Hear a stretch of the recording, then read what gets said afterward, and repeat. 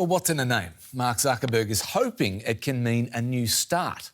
The Facebook CEO has announced he's changing the parent company name to Meta. He says it's more in line with the tech giant's virtual reality vision for the future. But skeptics say the rebrand is also an attempt to forget the scandals that have cast a shadow on the world's most powerful social media conglomerate. We've just called it home until now. The future, according to Mark Zuckerberg. Virtual worlds and 3D built with his technology.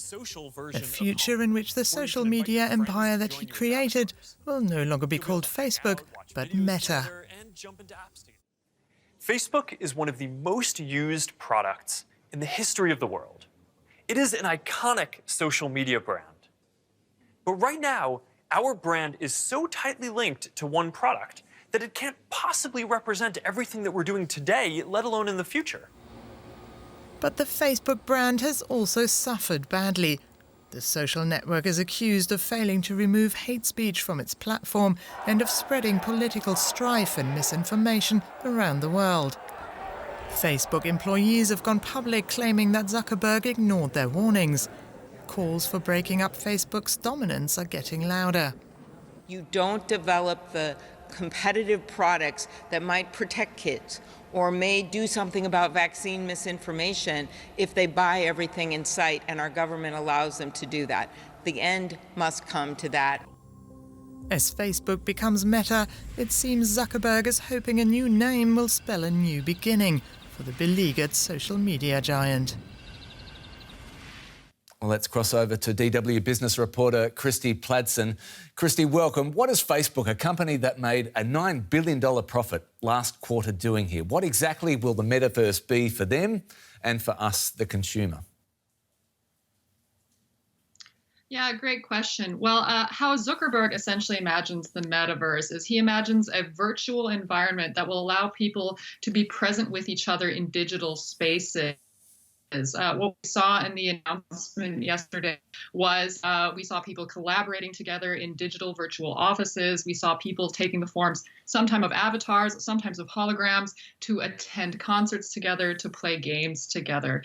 So this is a really visionary idea that Facebook is pushing. I should mention they're not the first ones to think of this idea, but they're certainly one of the largest and wealthiest companies to get behind it. This is going to require huge advancements in virtual reality and augmented reality technology. As for what this means for Facebook, on that level, they already have Oculus, the virtual reality headset developer. They acquired that company, and they do plan to sell those devices. But where they really see the money is actually within the metaverse itself. They actually expect the metaverse to essentially become its own functioning economy, where we will buy property, clothing, anything you can really think of for our digital identities. And that's really where this business model is centered. The rebrand is also coming at a time where the company is getting a lot of negative publicity. What do we make of the timing? Is it coincidental? Well, I will say that Mark Zuckerberg has been talking about this metaverse push for some months now. So I will give them the credit that they probably already had a name change in mind beforehand. But that being said, it's obviously an ideal time for Facebook to dangle a shiny new toy in front of the public, so to speak. We've seen, as you said, almost nonstop negative press around Facebook, around Meta, since this leak. So there's been a lot of public interest. This shows that the public is very interested in what Facebook has planned, and so it certainly was well timed. I'll say that much.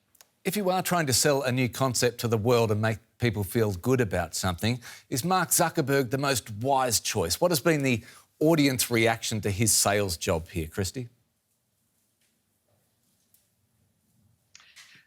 Right.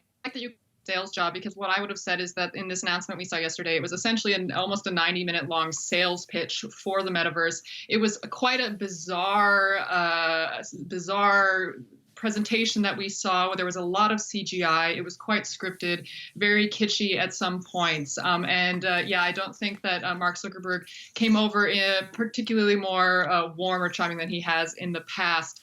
But that being said, Facebook, or now Meta, has always been Zuckerberg's brainchild, and he's really positioned himself as very much integral to the company's vision. This is really his idea, and I don't know that there was really another option for who could have presented this idea, which is going to be so pivotal for this company. Ultimately, it starts and ends with Mark, which is something we actually heard from the whistleblower a few weeks ago when she spoke in Congress.